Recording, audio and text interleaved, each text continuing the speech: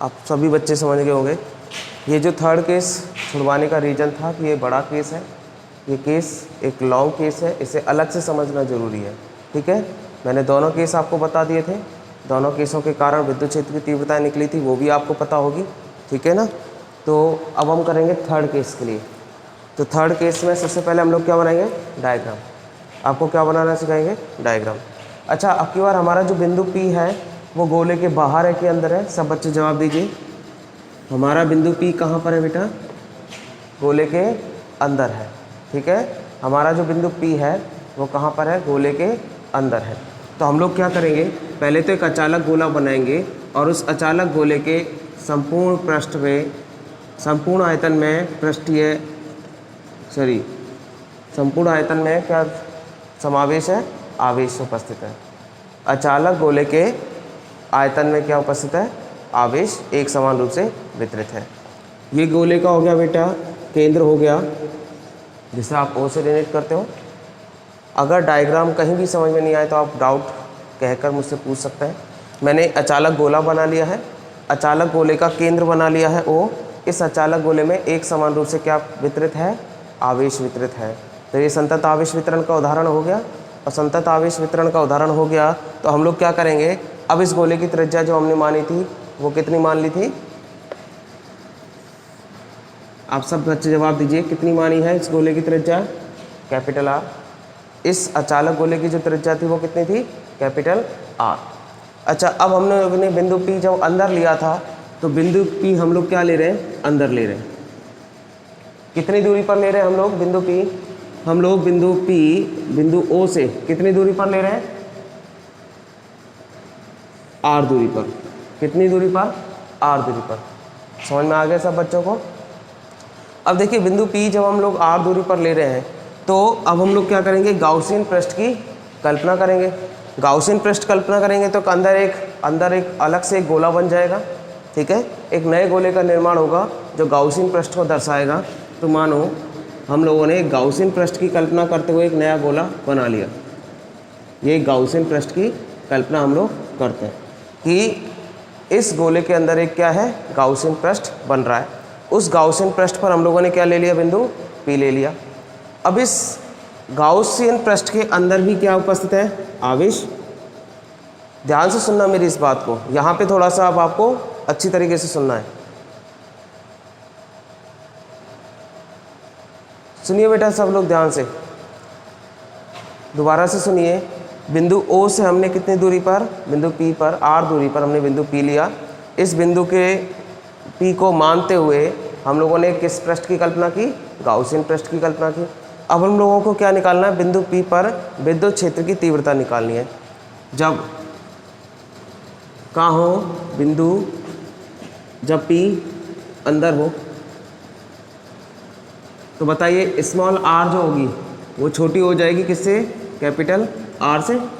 ठीक है, जब बिंदु P क्या है? गोले के अंदर है, तो स्मॉल r जो है वो कैपिटल R से कैसे हो जाएगी? छोटी हो जाएगी। तो हम लोग बिंदु P पर हमें विद्युत क्षेत्र की तीव्रता निकालनी है। हमें बिंदु P पर तीव्रता ज्ञात करनी है। ठीक है, तीव्रता ज्ञात करनी।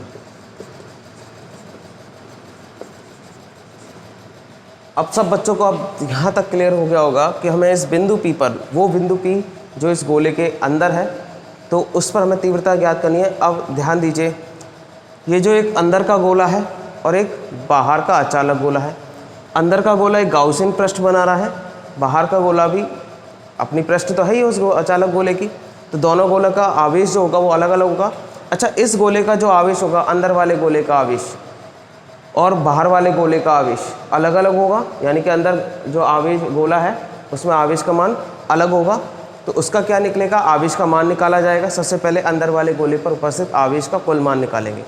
मैं फिर से रिपीट कर रहा हूँ, अंदर वाले गोले पर जो पृष्ठीय आवेश वितरण है उसे निकाला जाएगा, यानी कि इस अंदर वाले गोले के पृष्ठ पर जितने भी आवेश वितरित हैं एक समान रूप से, अंदर वाले गोले पर जो पृष्ठ पर आवेश वितरित होंगे उसका मान निकाला जाएगा। तो हम लोग क्या लगाएंगे? अंदर वाले गोले के लिए सृष्टि बेटा क्यों? क्योंकि बेटा इसमें हम लोग विद्युत क्षेत्र की तीव्रता कहाँ निकाल रहे हैं? बिंदु P पर, और बिंदु P कहाँ पर है? अंदर वाले गोले पर। सृष्टि आंसर सुन लीजिए, बिंदु P कहाँ है? अंदर वाले गोले पर गाउसियन पृष्ठ पर रखा गया। और जब हम इस पर विद्युत क्षेत्र की तीव्रता निकालेंगे तो इस पर जो गाउसियन पृष्ठ पर उपस्थित आवेश है उसके लिए पृष्ठीय आवेश वितरण निकाला जाएगा। ठीक है, समझ में आ गया? पृष्ठीय आवेश वितरण, तो पृष्ठीय आवेश वितरण कहाँ होगा? इस गोले के आवेश की वजह से, अंदर आवेश की वजह से। भाई ये आवेश क्यों काम आएगा? एक बार बताइए, ये जो बाहर का आवेश है ये काम नहीं आएगा। हमारा बिंदु P क्या है? गोले के गाउसियन पृष्ठ पर, अंदर वाले गोले पर। तो जो आवेश वितरित होगा वो इस पृष्ठ पर आने वाला आवेश ही हमारे काम आएगा। ठीक है ना, इसलिए हम लोग अंदर वाले पृष्ठ पर गाउसियन आवेश निकालेंगे। तो अब देखिए ध्यान से, आवेश, पृष्ठीय आवेश वितरण क्या होता है जरा बताना बेटा? पृष्ठीय आवेश वितरण, पृष्ठीय आवेश वितरण घनत्व क्या होता है? किससे दिखाते हैं आप लोग सब बताइए? पृष्ठीय आवेश वितरण घनत्व को किससे दिखाया जाता है? रो से। हेलो, चलिए सब बच्चे सुनाई दे रहा होगा। पृष्ठीय आवेश घनत्व वितरण किससे दिखाया जाता है? सिग्मा से। क्या हम लोग, अब मैं आपसे एक क्वेश्चन पूछ रहा हूँ, ध्यान से सुनना, यहाँ से एक क्वेश्चन बन रहा है। क्या हम लोग पृष्ठीय आवेश वितरण लेंगे या आयतनीय आवेश वितरण लेंगे? जरा बताइए मुझे। क्या हम लोग यहाँ पर पृष्ठीय आवेश वितरण घनत्व की परिभाषा लिखेंगे या आयतन आवेश घनत्व की परिभाषा लिखेंगे? अखिलेश, आयतन वर्ग, आयतन वे हो जाएगा आयतनीय। ठीक है ना, इसलिए हम लोग बच्चों क्या नहीं लेंगे यहाँ पे? पृष्ठीय आवेश घनत्व वितरण नहीं लेंगे। हम लोग क्या लेंगे यहाँ पर? आयतनीय आवेश वितरण घनत्व लेंगे। तो ये क्या हो गया? आयतनीय आवेश घनत्व वितरण। अच्छा, आयतन में, क्योंकि ये आवेश किस में उपस्थित है बेटा? गोले के आयतन में। क्या ये पृष्ठ पर है? नहीं। आवेश कहाँ पर मौजूद है? इस अंदर वाले गोले के अंदर मौजूद है, आयतन में उपस्थित है। तो आयतनीय आवेश वितरण घनत्व क्या होता है बेटा? जरा बताना। रो बराबर, ठीक है, रो बराबर Q dash upon V dash. एक सेकेंड गीतम सुनिए बेटा, अब सुनिए मेरी बात। अभी बच्चे ने पूछा है कि आयतनीय आवेश वितरण घनत्व क्यों लिया है? क्योंकि बेटा हम लोग अंदर वाले गोले की बात कर रहे हैं और इस अंदर वाले गोले में भी कुछ ना कुछ क्या है? आवेश मौजूद है। ठीक है, आवेश का कुछ मान इस पृष्ठ के द्वारा बंद है, तो उसका हम लोग क्या निकालेंगे? वितरण। तो हम लोग क्या करेंगे? इस आयतन आवेश घनत्व का वितरण निकालेंगे। अब क्या होगा? जो रो होगा हमें निकालना है Q डैश। ये Q डैश क्यों है? क्योंकि संपूर्ण गोले का आवेश कितना है? Q। ये है संपूर्ण गोले का। सब बच्चे ध्यान दीजिए, Q क्या है? संपूर्ण गोले का आवेश। और Q डैश क्या है? केवल अंदर वाले गोले पर उपस्थित या इसके आयतन में उपस्थित आवेश। मैं क्या बोल रहा हूँ? Q जो है वो संपूर्ण गोले का आवेश है, पूरे अचालक गोले का, अंदर बाहर मिलाकर। और जो Q डैश है हमें वो निकालना है। वो किसका आवेश है? वो अंदर वाले गोले का, अंदर वाले गोले में आयतन में उपस्थित आवेश है। ये V डैश क्या है? अंदर वाले गोले का आयतन। क्या है बेटा? अंदर वाले गोले का आयतन। क्योंकि आवेश किस में निकाल रहे हैं? इसमें निकाल रहे हैं, तो अंदर वाले गोले का आयतन यहाँ पर आपको लगाना पड़ेगा। तो अब हम क्या कर रहे हैं? ये बात अगर आपको समझ में आ गई हो तो हैंड रेज कर दें सर, एक बार प्लीज़ रेस्पॉन्स करें। अगर आपको ये बात समझ में आ गई तो ओके, हैंड रेज, जो भी आप लिखना चाहें जल्दी से करें। तो Q डैश कितना निकलेगा बेटा? Q डैश कितना निकलेगा? अरविंद, रवि, दीपमाला, लवकुश, रंजना, रजनी, लवकुश। ओके बेटा, सब लोग ध्यान से देखिए। दिगंबर, राज, चंद्रपाल, ठीक है। Q डैश कितना निकलेगा? Rho into V dash. आगे बच्चों आपको समझ में आता? निक्की, भरत, दीपिका, तो अब ध्यान से देखिए सब लोग। शुभम, Q डैश का मान निकालिए। Q डैश कितना निकला? Q डैश, अच्छा रो जो है यहाँ पर, और रुक जाइए प्लीज़, स्टॉप, कमेंट बंद कीजिए बेटा, लिखना बंद कीजिए, आप लोग लिखना बंद कीजिए जिससे मुझे दिखाई नहीं दे रहा। फिर रो जो है ये क्या है? आयतन आवेश वितरण घनत्व। अच्छा एक बार बताइए, बाहर वाले गोले के लिए और अंदर वाले गोले के लिए या कहीं भी गोले के अंदर आयतन आवेश वितरण घनत्व बदलेगा क्या? मुझे जवाब दीजिए। क्या अंदर वाले गोले के लिए मुझे Q रो डैश लगाना चाहिए या नहीं लगाना चाहिए? जवाब दीजिए यस या नो में। क्या अंदर वाले गोले के लिए मुझे आयतन आवेश घनत्व लगाना चाहिए क्यू डैश लग रो डैश? नहीं, क्योंकि हम जानते हैं, आप लोग सब जानते हैं कि जो आयतन आवेश घनत्व वितरण, पृष्ठीय आवेश घनत्व वितरण और रेखीय आवेश घनत्व वितरण होता है वो सब जगह कैसा होता है? एक समान होता है। वो किसी भी आकृति के लिए कैसा होता है? एक समान होता है। तो आयतनीय आवेश वितरण घनत्व सभी गोले में, पूरे गोले में सभी जगह कैसा होगा? एक समान होगा। इसलिए यहाँ पर रो की वैल्यू नहीं बदली गई है। ठीक है। अच्छा एक बात बताइए, आपने जब केस नंबर फर्स्ट पढ़ा था तो केस नंबर फर्स्ट में आपने रो की वैल्यू निकाली थी आयतन आवेश घनत्व वितरण के लिए, संपूर्ण गोले के लिए। जरा उस वैल्यू को बताना, रो की क्या वैल्यू बताई थी आपने? केस नंबर फर्स्ट से आप वैल्यू को चेक कीजिए। आपने रो की वैल्यू निकाल के दिखाई थी, क्या थी? बताइए, रो की वैल्यू लिख के दिखाइए जल्दी। आपने केस नंबर फर्स्ट में रो का मान निकाल चुके हो। ठीक है, आप केस नंबर फर्स्ट में रो का मान निकाल चुके हो। कितना था रो का मान? सब लोग जल्दी से बताइए। Q upon 4/3 pi r q. आप देख सकते हैं? सही दीपिका, निक्की, दुर्गेश ठीक बता रहे बेटा। तो रो का मान क्या था? इसी टॉपिक के फर्स्ट केस में हम लोगों ने रो का मान निकाला था, रो बराबर Q upon 4/3 pi r q. अच्छा, इस मान को आप लोग यहाँ पर रख देंगे। ठीक है, आपने इस मान को कहाँ रख दिया? यहाँ पर रख दिया। तो इसका मान क्या आ गया? Q upon 4/3 pi r q into v dash. ठीक है, अभी हम लोगों ने वी डैश का मान नहीं लिखा है। अभी हम लोगों ने वी डैश का कोई मान नहीं लिखा है। तो अब हम लोग क्या करेंगे? क्या हमें आयतन निकालना पड़ेगा। अच्छा, ये आयतन बड़े गोले का है कि छोटे गोले का है? सब बच्चे जवाब दीजिए। ये जो वी डैश आयतन है ये बड़े गोले का निकलेगा कि छोटे गोले का? ये बाहर वाले गोले का निकलेगा कि अंदर वाले गोले का? सब बच्चे बताइए। छोटे वाले गोले का। ठीक है, ये जो वी डैश है स्मॉल वाले या अंदर वाले छोटे वाले गोले का निकाला जाएगा। ललित, अमित सभी बच्चे सभी जवाब दे रहे हैं। दिगंबर, ज्योति, दीपमाला छोटे वाले गोले का। ठीक है बेटा। कृष्णा, पुनीत, ओके, सब बच्चों ने सही जवाब दिया है। रवि, छोटे वाले गोले का। ओके बेटा। अब देखिए ध्यान से, सब बच्चे देखिए प्लीज़। अब लिखना बंद कीजिए बेटा, रिक्वेस्ट है आपसे।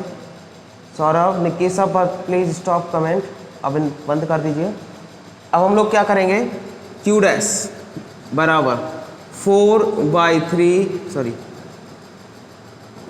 Q डैश का मान कितना आएगा? Q upon 4/3 pi r q. अच्छा, एक को बताइए, छोटे वाले गोले का आयतन कितना होगा? छोटे वाले गोले का आयतन कितना हो जाएगा?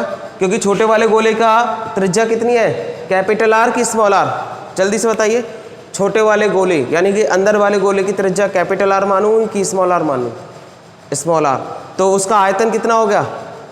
फॉर्मूला लिखिए छोटे वाले गोले का आयतन। छोटे वाले गोले का आयतन बताइए। 4/3। सब सही बता रहे हैं। सृष्टि, सब, सौरभ, गुड बेटा। भरत, छोटे वाले गोले का आयतन हो गया 4/3 पाई आर क्यू। यही हो जाएगा बेटा। समझ में आ गया सब बच्चों को? छोटे वाले गोले का आयतन जो हो जाएगा वो हो जाएगा 4/3 पाई आर क्यू। अच्छा, क्या कट गया?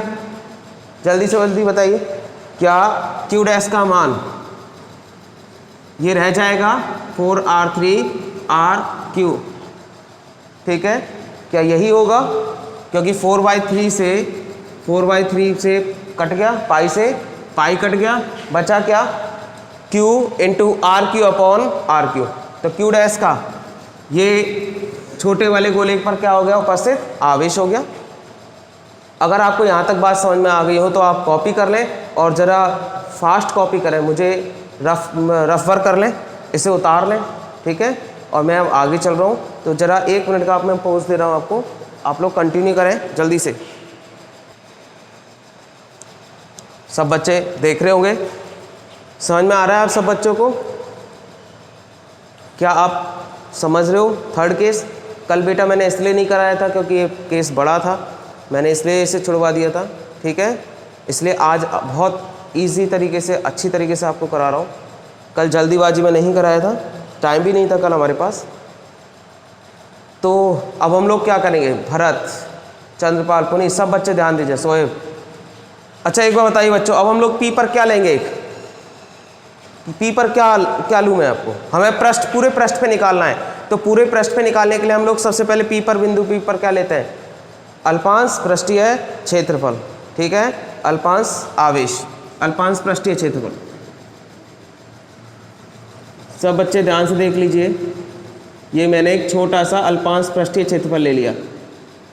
ठीक है, बिंदु पी पर क्या ले लिया, ds ले लिया, अल्पांश पृष्ठ ले लिया, पृष्ठ का छोटा सा भाग ले लिया। क्या कह सकते हो आप, पृष्ठ का छोटा सा भाग। मैंने अल्पांश पृष्ठ ले लिया। अब इस अल्पांश पृष्ठ से हम विद्युत फ्लक्स निकालेंगे पहले तो अब एक बात बताइए, अल्पांश पृष्ठ का जो अभिलंब घटक होगा या अभिलंब सदिश होगा वो बाहर की तरफ होगा, लंबवत। ठीक है, तो वो कितना हो जाएगा, ds वेक्टर। ठीक है, इस अल्पांश क्षेत्रफल का जो लंबवत सदिश है या अभिलंब सदिश है वो कितना हो जाएगा, ds वेक्टर।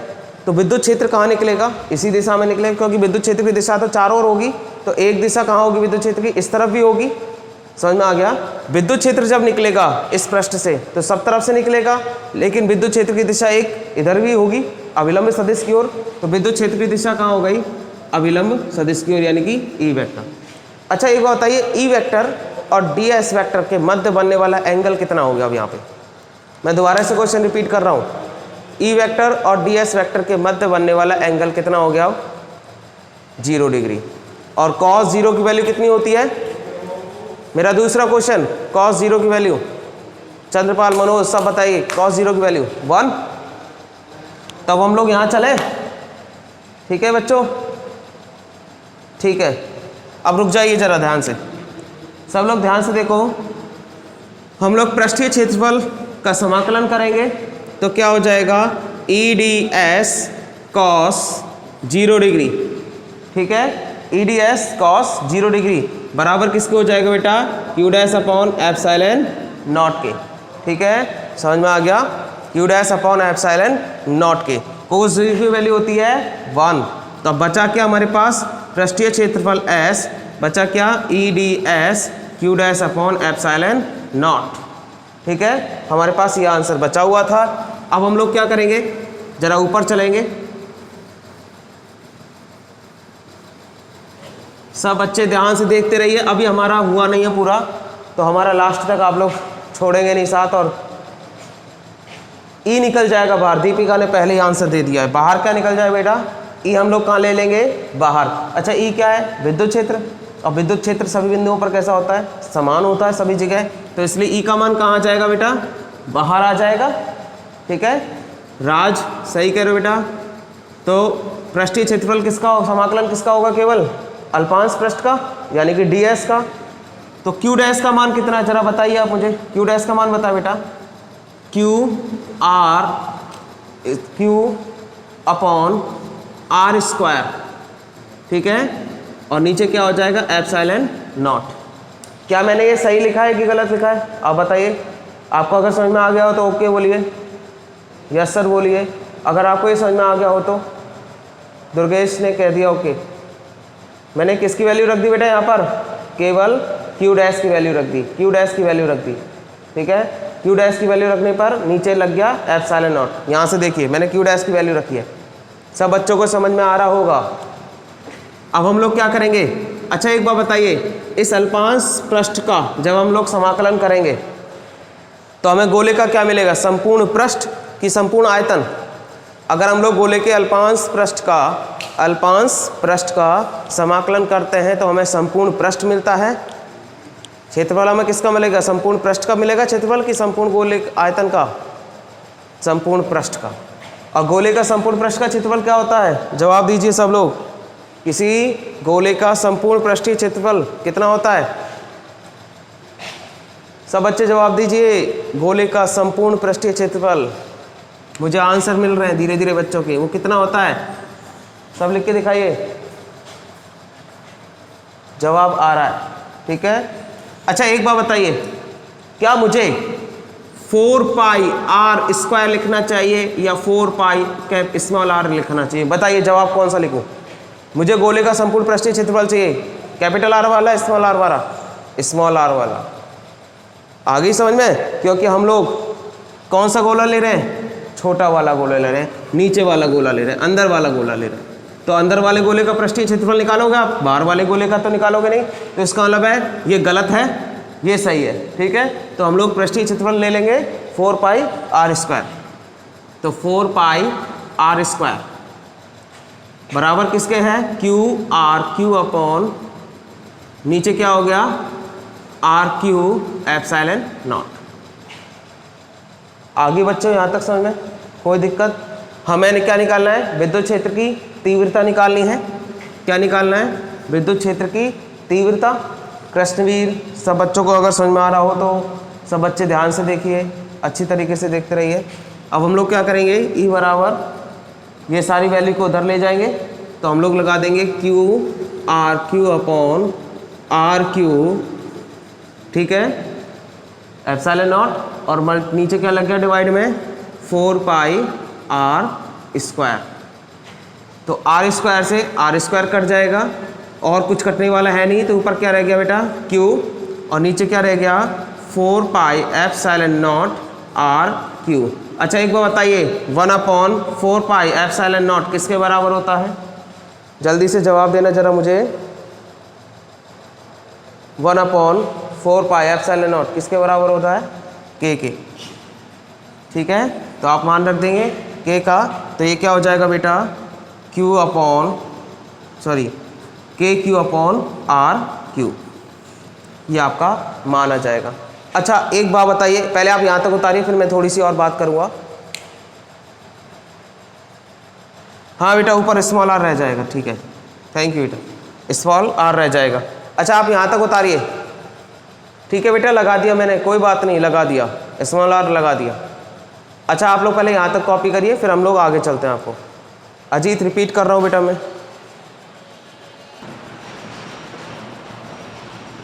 आप सबको समझ में आ रही होगी। हम लोगों ने किया क्या है, ई का मान निकाल लिया है, तो वो कितना है, ρr/3 एप्सिलॉन नॉट। क्लियर हो गया? तो अब ये बातें आप लोग अच्छी तरीके से कॉपी कीजिए। मैं अब बात करूँगा आगे की तरफ। अगर आपको अच्छी तरीके से समझ में आ गया हो टॉपिक, क्योंकि कल मैंने ये टॉपिक नहीं कराया, और इसलिए नहीं कराया था कि एक बड़ा टॉपिक था। ठीक है दीपिका, अगर कोई डाउट हो तो मुझे कमेंट में मेरे साथ व्हाट्सएप पे चैट में लिखें। कल भेजा थोड़ा सा प्रॉब्लम थी, फिजिकल प्रॉब्लम थी, इसलिए आपके रेस्पॉन्स नहीं कर पाया था। आज आप जिस बच्चे को डाउट हो, कुछ पूछना हो तो आप मुझे बता दें डाउट में। अच्छा आप सब बच्चे एक न्यूमेरिकल करेंगे, और वो न्यूमेरिकल है बेटा पेज नंबर, और सब मुझे करके दिखाएंगे। ठीक है, अभी PDF इसकी अपलोड कर रहा हूँ मैं, कल एक नया टॉपिक चालू होगा, तो आप न्यूमेरिकल करेंगे 2.14। आप न्यूमेरिकल नंबर लिख लीजिए, 2.14 न्यूमेरिकल आप करेंगे, 2.15 न्यूमेरिकल आप लोग करेंगे, और 2.16 न्यूमेरिकल आप करेंगे। ये 3 न्यूमेरिकल आपको करने हैं, जो इन्हीं गाउस लॉ के नियम पर आधारित है। 2.14, 2.15 और 2.16, ये 3 न्यूमेरिकल आपको करने हैं। दीपिका, दीपमाला, रजनी, सब बच्चे समझ में आ गया होगा। ठीक है बेटा।